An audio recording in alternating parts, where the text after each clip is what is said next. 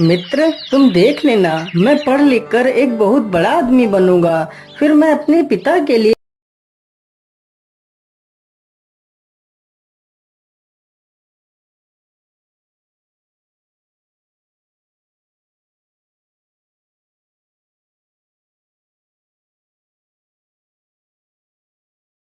बेटा, तुम अब उठ जाओ, सुबह हो गई है। नहीं तो तुम्हें स्कूल के लिए देर हो जाएगी। मैं काम पर जा रहा हूँ और तुम आराम से खाना खाकर स्कूल चले जाना। हाँ हाँ पिताजी, मैं स्कूल समय से चला जाऊंगा। इतना सुनकर उसके पिता काम पर चले जाते हैं। उसके पिता एक सेठ के घर काम करते थे, जो सेठ एक बहुत बड़ा व्यापारी था।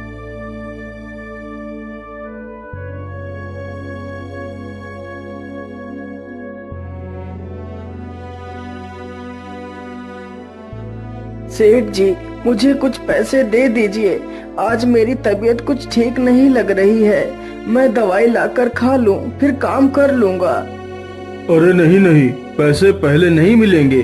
पहले काम खत्म करो, फिर आराम से पैसे लो। जाओ जाओ यहाँ से और अपना काम करो।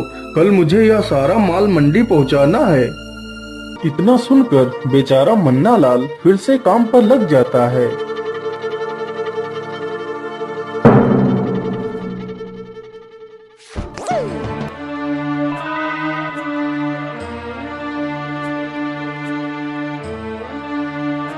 अरे रमेश बेटा, जल्दी चलो, तुम्हारे पिता बोरी लेकर गिर पड़े हैं। उनकी तबीयत कुछ ठीक नहीं है। इतना सुनते ही रमेश वहाँ से भाग खड़ा होता है। अरे पिताजी, आपको क्या हुआ? आप कैसे गिर गए? कुछ नहीं बेटा, बस जरा सा पैर फिसल गया और मैं गिर गया। बेटा, मुझे लगता है अब मेरा अंतिम समय आ गया है। नहीं नहीं पिताजी, आप ऐसी बातें मत बोलिए। आपके सिवा मेरा इस दुनिया में कोई नहीं है। माँ तो पहले ही मुझे छोड़कर चली गई और आप भी ऐसी बातें कर रहे हैं। नहीं नहीं पिताजी, आप ऐसा मत बोलिए। बेटा, मुझे माफ कर देना। मैं तेरा बड़ा घर बनाने का सपना पूरा नहीं कर सका। नहीं पिताजी, नहीं, ऐसा मत बोलिए पिताजी, आपको कुछ नहीं होगा। इतना बोलते बोलते मन्ना लाल के प्राण निकल जाते हैं। नहीं पिताजी, नहीं, आप मुझे छोड़कर नहीं जा सकते पिताजी। अरे, यह बुढ़ा तो मर गया। अब इसके मरने का फायदा मैं कैसे उठाऊं? चलो चलो रमेश, अब ज्यादा मत रो। चलो अपने पिता का अंतिम संस्कार कर दो। हाँ हाँ रमेश, सेठ जी ठीक कह रहे हैं। तुम अपने पिता का अंतिम संस्कार कर दो। फिर रमेश अपने पिता का अंतिम संस्कार कर देता है।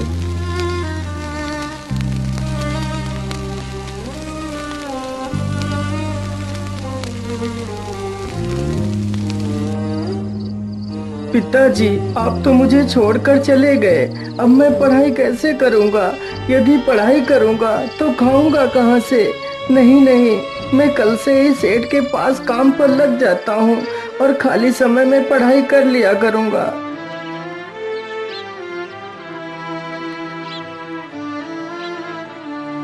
सुबह होते ही रमेश सेठ के पास पहुंच जाता है।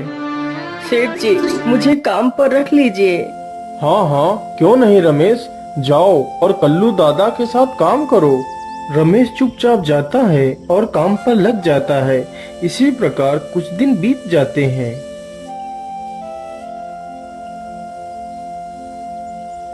सेठ जी, आज मुझे काम करते हुए पूरा 1 महीना हो चुका है। अब आप मुझे मेरी मेहनत के पैसे दे दीजिए। अरे, कैसे पैसे? और किस बात के तू पैसे मांग रहा है? सेठ जी, आप ये कैसी बातें कर रहे हैं? मेरी मेहनत के पैसे, जो मैंने आपके यहाँ पर काम किया है, उसके पैसे।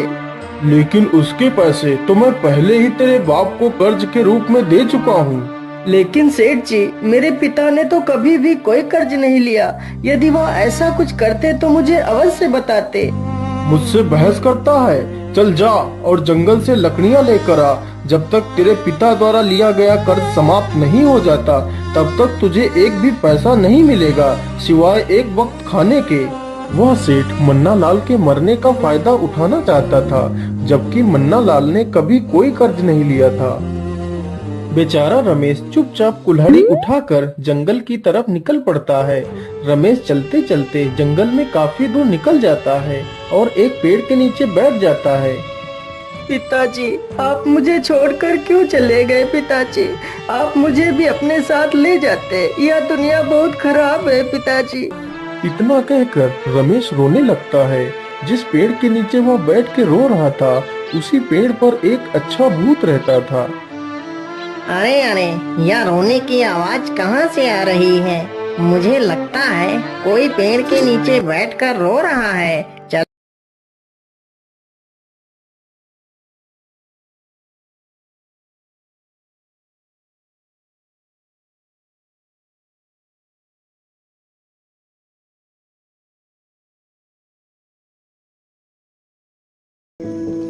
कौन हो तुम? मैं एक भूत हूँ, लेकिन तुम घबराओ मत। मैं अच्छा वाला भूत हूँ जो अच्छे लोगों की मदद करता हूँ और बुरे लोगों की पिटाई करता हूँ। तुम बताओ, इस प्रकार यहाँ पर क्यों रो रहे हो? भूत भैया, मैं तुम्हें क्या बताऊं? मेरा नाम रमेश है और मेरे पिता सेठ धनी राम के घर में काम करते थे। इस प्रकार रमेश पूरी कहानी भूत को सुना देता है, जिससे भूत को सेठ पर बहुत अधिक गुस्सा आता है। तुम घबराओ मत रमेश, मैं उस सेठ को जिंदा नहीं छोड़ूंगा और आज ही मैं उसे मार डालूंगा। नहीं नहीं भूत भैया, आप उस सेठ को मत मारना। आप उसे बस सबक सिखाकर छोड़ देना। ठीक है रमेश, यदि तुम्हारी यही इच्छा है तो मैं ऐसा ही करूँगा। तुम मेरी बात ध्यान से सुनो। तुम लकड़ियाँ लेकर सेठ के पास देर से जाना। जब वह सेठ तुमसे देर से आने का कारण पूछे तो कह देना मुझे जंगल में कुछ मिला है, और तुम दिन भर में 2-3 बार जंगल में घूमने के लिए आ जाना। रमेश ने सारा काम भूत के कहे अनुसार ही किया।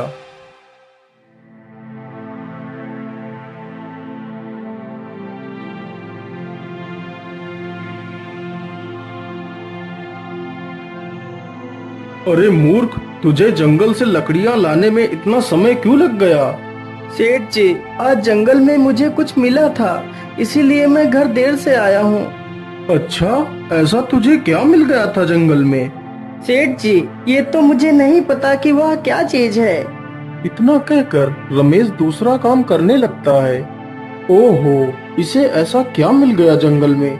खैर छोड़ो, मुझे अपने व्यापार पर ध्यान देना चाहिए। कुछ ही देर बाद रमेश वापस सेठ के पास जाता है। सेठ जी, मैं जंगल जा रहा हूँ उसी वस्तु को उठाने।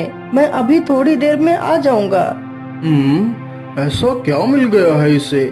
मुझे भी चलकर देखना चाहिए, कहीं कोई कीमती वस्तु तो इसके हाथ नहीं लग गई। ठीक है, लेकिन जल्दी वापस आना।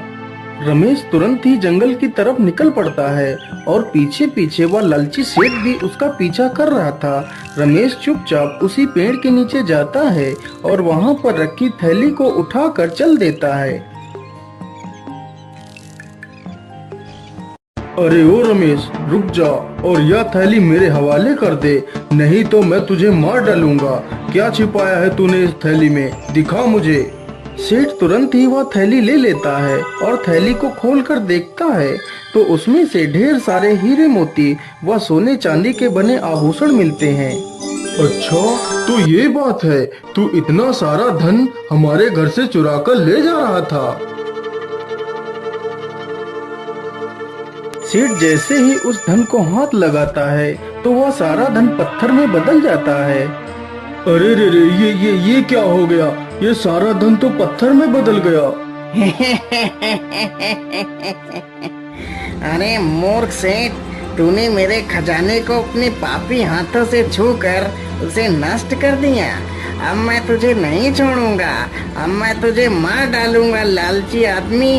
अरे रे रे, भूत भाई, मुझे छोड़ दीजिए। मैं गलती से तुम्हारे धन को छू लिया, मुझे माफ कर दीजिए। मैं तुम्हारा सारा धन वापस कर दूंगा, बस मुझे मारिए मत। अच्छा, ठीक है, मैं तुझे नहीं मारूंगा।